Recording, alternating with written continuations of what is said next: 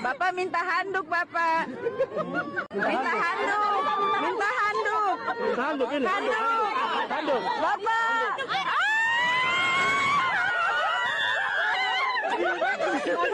Makasih, Bapak.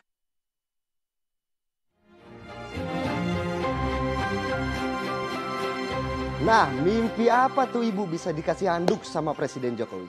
Assalamualaikum, selamat pagi pemirsa. Bagaimana kabar Anda hari ini? Bagaimana sebelum kita memulai aktivitas pada hari ini, kita simak dulu beragam informasi menarik yang telah kami siapkan agar pagi Anda menjadi lebih bersih. Bersama saya Filipus Yonaso, inilah Cakrawala selengkapnya.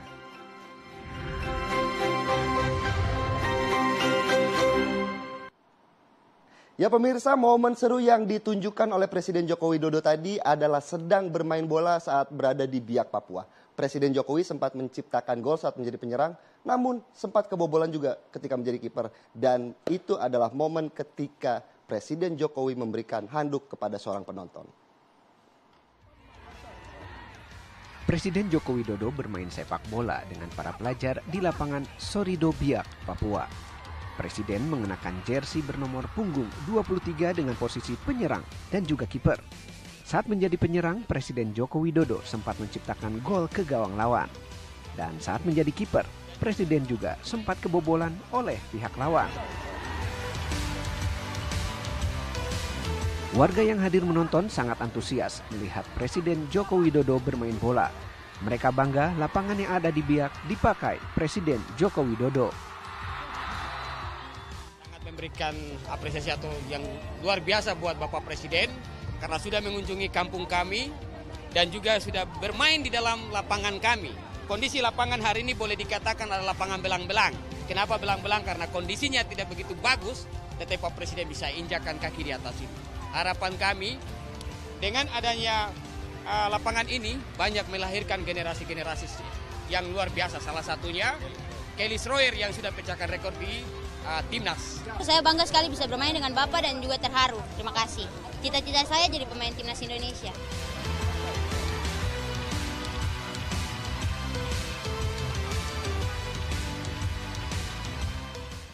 Ya pemirsa, sementara itu kebiadaban Israel terhadap Palestina dan pendukungnya terus berlanjut. Israel beberapa kali menyerang ambulans yang sedang mengangkut pasien hingga menyerbu sebuah rumah sakit di tepi barat Palestina.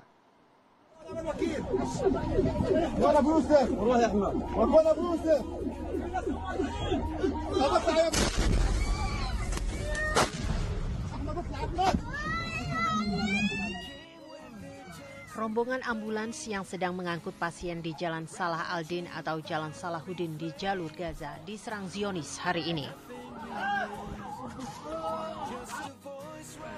Sebelumnya, yaitu Selasa malam waktu setempat, Zionis juga menyergap sebuah ambulans yang jelas-jelas sedang mengangkut seorang korban perang. Dengan seenaknya mereka mengepung ambulans-ambulans di rumah sakit Tobet-Tobet ini.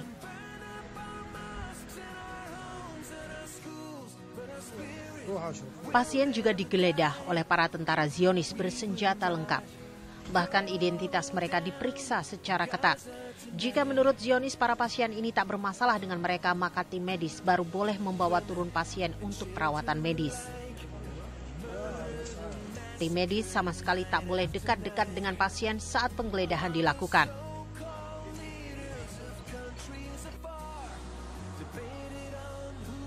Bahkan sebelum mencapai rumah sakit Tobet-Tobet, Israel mencegat ambulans yang membawa pasien untuk menggeledahnya.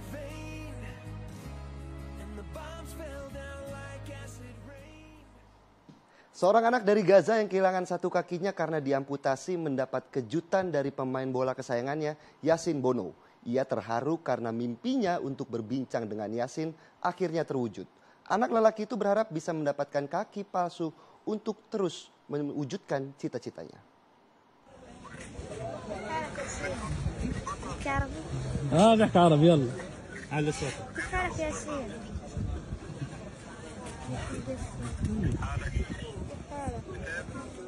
كيف احسن والله ياسين والله انا بحبك ياسين بحب والله انت قدوة بالنسبة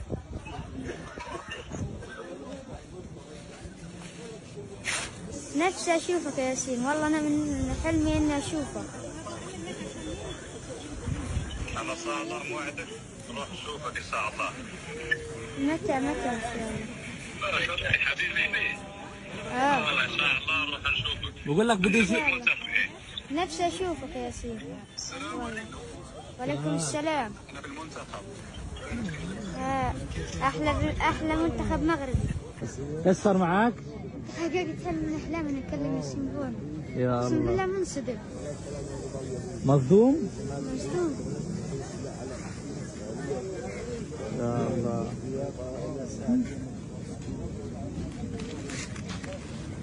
ليش بتعيط؟ Di sisi lain, anak-anak dan warga Palestina yang terluka berat akibat serangan brutal Israel harus menahan sakit karena diamputasi ataupun dioperasi tanpa anestesi. Petugas medis tak memiliki pilihan lain meski akan menyakiti pasiennya, namun itu opsi terakhir yang harus mereka ambil. Sebab luka harus ditutup agar tidak semakin parah. Demikian pula untuk tindakan amputasi yang sangat menyakitkan. Bagi dokter dan perawat, melakukan prosedur seperti ini berat dan tidak sederhana. Mereka harus memilih antara melihat pasiennya kesakitan atau kehilangan nyawa. Fasilitas kesehatan di Gaza ambruk setelah agresi Israel yang sudah berlangsung selama 47 hari. Hampir semua rumah sakit dan 52 pusat kesehatan di Gaza kini tidak beroperasi karena krisisnya persediaan obat dan darah. Kekejaman Israel terus menjadi-jadi. Mereka baru saja membunuh 2 orang jurnalis asal Lebanon yang bekerja untuk Al Mayadin. Sekedar info, Al Mayadin merupakan media keras terhadap Zionis sehingga mereka diblokir oleh Israel. Ini adalah rekaman laporan terakhir Farah Omar, seorang reporter TV dari Al Mayadin beberapa saat sebelum dibunuh Israel. Dia dan koleganya, Rabih Al-Memari, seorang fotografer, diserang saat melakukan siaran langsung di selatan Lebanon. Serangan Israel ini juga mengakibatkan 2 warga sipil meninggal dunia. Direktur TV Al Mayadin, Ghassan bin Jido, mengatakan Zionis sengaja membunuh jurnalisnya karena mencoba membungkam mereka. Namun Ghassan mengatakan dengan keras, Israel tak akan pernah bisa membungkam Al Mayadin dan dia bertekad membongkar semua kejahatan penjajahan Israel di Gaza dan tepi barat Palestina. Al Mayadin merupakan media yang cukup dekat dengan Hizbullah, kelompok pejuang yang menjadi musuh besar Zionis Israel di Lebanon. Tindakan penganiayaan dilakukan seorang pembeli terhadap karyawan toko. Beritanya sesaat lagi, tetap di Cakrawala.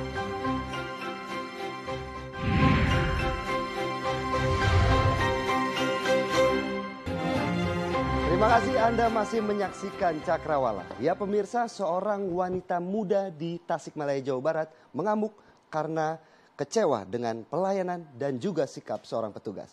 Pasalnya, seorang bayi dari keluarga perempuan itu meninggal akibat dijadikan konten.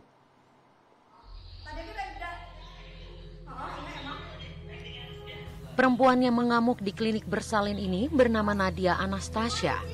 Perempuan berusia 31 tahun tersebut mengamuk lantaran bayi dari adiknya yang lahir di klinik itu meninggal dunia.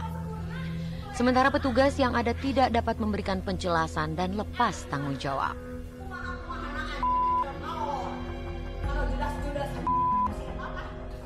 Adik ipar perempuan itu yang bernama Nisa Armila melahirkan seorang bayi dengan bobot 1,7 kg. Setelah diinkubasi selama beberapa jam, keesokan harinya bayi dan keluarganya diperbolehkan pulang. Namun pihak keluarga sempat khawatir karena kondisi berat badan bayi tidak wajar. Keluarga sempat meminta berkas kondisi medis bayi, tetapi pihak klinik belum bisa memberikannya. Saat di rumah, kondisi bayi melemah, hingga kemudian keluarga membawa ke klinik dan sang bayi ternyata sudah meninggal dunia. Keluarga juga sempat memeriksakan kembali ke rumah sakit, namun dipastikan bahwa bayi tersebut memang sudah meninggal. Jam 7:30 bayi dimandiin lama, terus jam 8 disuruh pulang.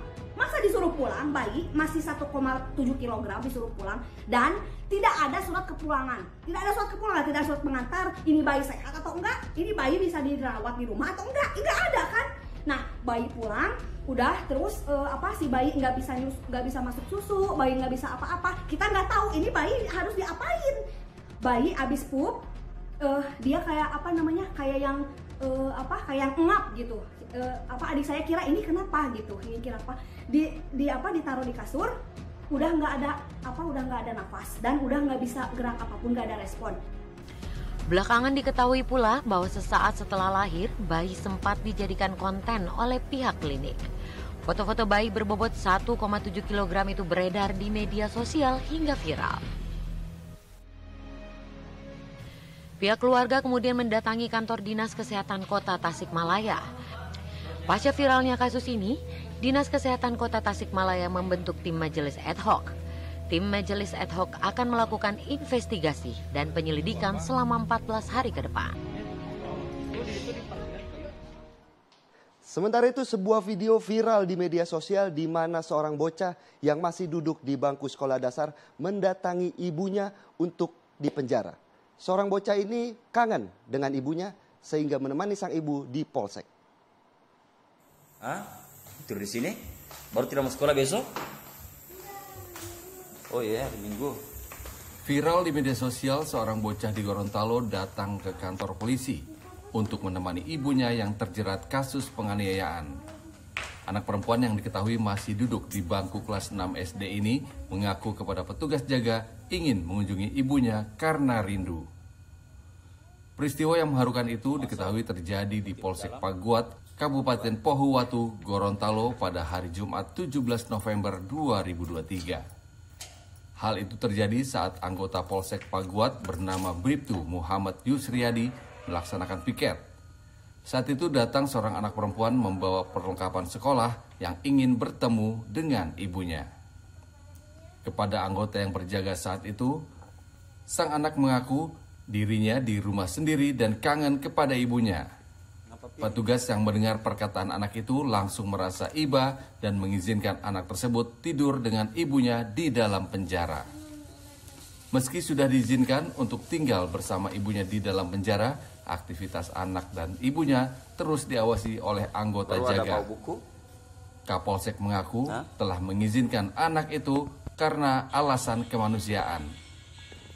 Dengan segala keterbatasan, anak tersebut melakukan aktivitas dengan ibunya di bawah pengawasan anggota piket. Dia belajar meminta petunjuk pada ibunya tentang pelajaran-pelajaran yang diajarkan di sekolah. Ibu anak itu sendiri saat ini sedang ditahan di Polsek Paguat karena tersandung perkara 351. Ya pemirsa, berita selanjutnya masih seputar video yang viral di media sosial, yaitu aksi penganiayaan yang dilakukan seorang pembeli terhadap karyawan toko di Denpasar, Bali. Penganiayaan diduga karena pelaku tersinggung dengan candaan korban saat berbelanja pakaian di lokasi kejadian.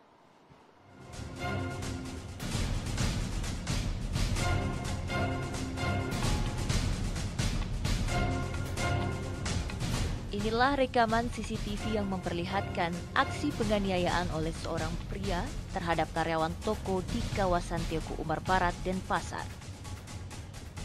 Rekaman video ini beredar luas di media sosial. Dalam video, pria bertubuh besar tersebut melempari korban dengan gantungan baju sambil memaki-maki korban. Setelah kejadian, korban bernama Rovinus Buludede berusia 19 tahun itu pun melaporkan peristiwa yang dialaminya ke polisi. Petugas Polsek Denpasar Barat telah berhasil menangkap pelaku berinisial SK berusia 30 tahun. Menurut polisi, pelaku menganiaya korban karena merasa tersinggung dengan candaan yang dilontarkan oleh korban saat pelaku menanyakan diskon ke petugas kasir. Tersangka ini ke kasir, ya sudah mau membayar, sudah deal, disebutkan oleh tersangka diskon ya, katanya gitu. Nah, si korban ini mendengar dan bercanda dengan tersangka. Kok tahu harganya, kok sudah tahu harganya, gitu. Tersangka merasa tersinggung, kemudian begitu korban mau keluar, ya melewati tersangka, dia merasa dihalangi dan didorong. Ya, korban didorong oleh tersangka, kemudian dia ngambil hanger akrilik di etalase, dilemparkan kepada korban ya mengenai tangan kiri sehingga luka. Kemudian tersangka mengambil lagi lakban dilempar ke kepala. Kini pelaku sudah ditahan di Polsek Denpasar Barat untuk menjalani penyelidikan lebih lanjut.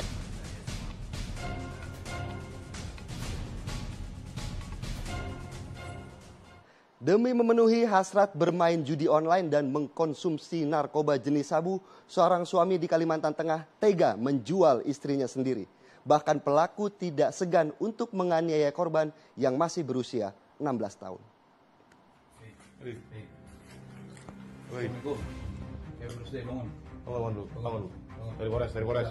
Mujiono alias Fauzi hanya bisa pasrah saat tim Buser Satreskrim Polres Kota Waringin Barat meringkusnya di sebuah rumah kontrakan yang berada di Kecamatan Arut Selatan. Pelaku ditangkap karena telah menjual istrinya yang masih berusia 16 tahun kepada pria hidup pelak.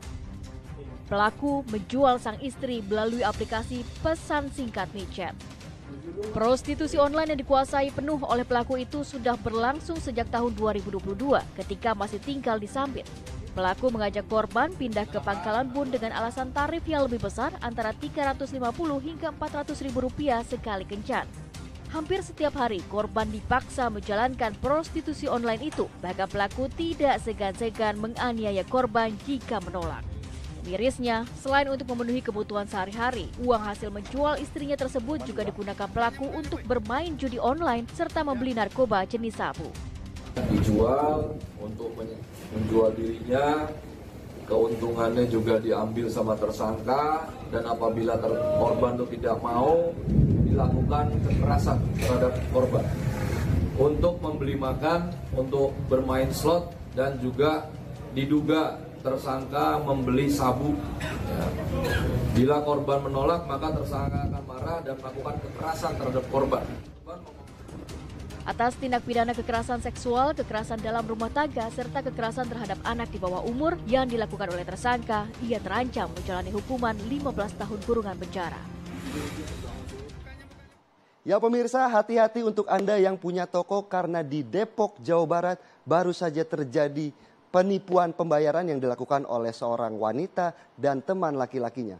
Modusnya, pelaku mengaku sudah membayar, namun ketika dicek ke rekening belum ada uang yang masuk. Diduga telah terjadi penipuan yang dilakukan seorang wanita dan teman lelakinya. Momen ini terekam kamera CCTV milik toko laptop di Kelapa II, Depok, Jawa Barat. Saat itu di toko sudah mau tutup, namun datang seorang wanita dan teman lelakinya ingin membeli sesuatu. Keduanya memakai masker, topi, dan helm. Sempat ada transaksi jual beli, namun penjaga toko curiga karena pelaku tidak bertanya-tanya tentang laptop yang ingin dibelinya. Setelah laptop disiapkan, penipu membayar dan memberi bukti transfer. Tapi setelah cek mutasi, uang pembayaran belum masuk. Si pelaku sempat ngotot kalau ia sudah bayar. Penjual juga memberikan bukti kalau uang transfer belum masuk. Sempat terjadi perdebatan, namun akhirnya si penipu pergi begitu saja. Barang yang sempat dibawa adalah sebuah mouse wireless. Ya pemirsa, sudah punya destinasi tempat liburan untuk mengisi weekend Anda? Tenang, tim Cakrawala punya solusinya. Nama tempatnya adalah Rivera Outbound and Edutainment. Penasaran? Berikut liputannya.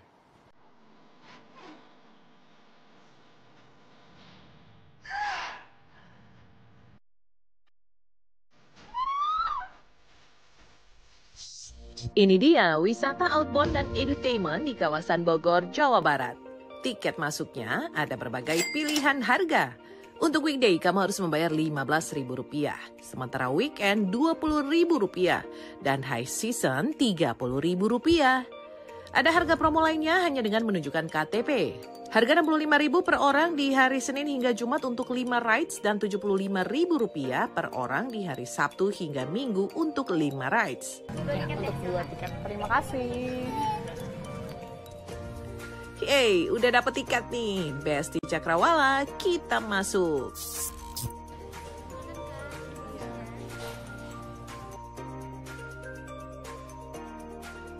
Di sebelah kiri pintu masuk ada wahana Rope and Obstacles, petualangan outdoor. 2 lantai dengan 42 lintasan yang harus mengandalkan kemampuan otot kaki dan tangan. Gak pakai lama, langsung kita gas.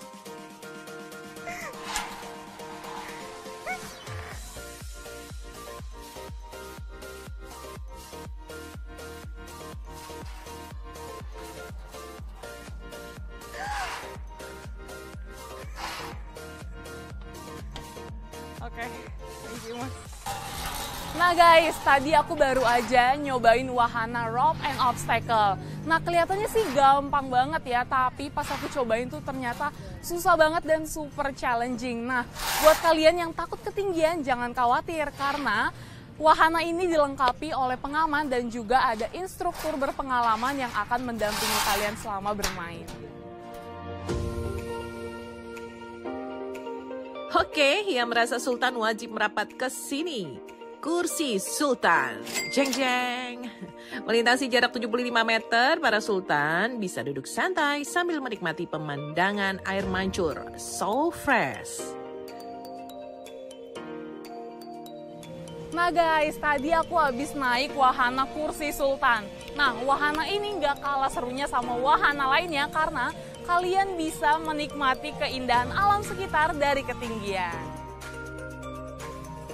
Berikutnya, gak lengkap rasanya kalau main outbound tapi nggak naik Flying Fox. Jangan lupa tetap wajib pakai pengaman. Flying Fox dengan panjang lintasan 70 meter ini pastinya menantang adrenalin.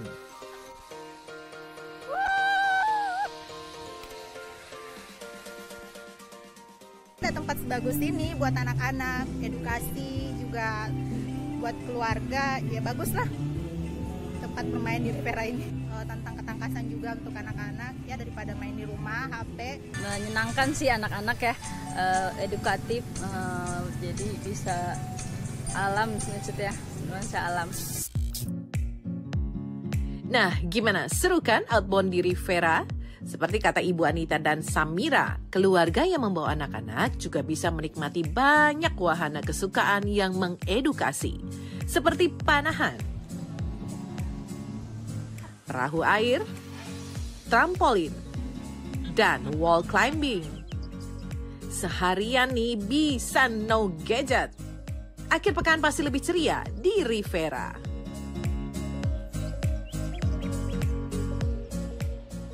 Bagaimana? Seru kan? Nah, berita tadi sekaligus menutup jumpa kita hari ini. Namun jangan kemana-mana karena sesaat lagi ada program kasus viral yang menegangkan namun juga jenaka. Saya Filipus Yonaso mewakili segenap kru yang bertugas pamit undur diri. Selamat pagi dan wassalamualaikum.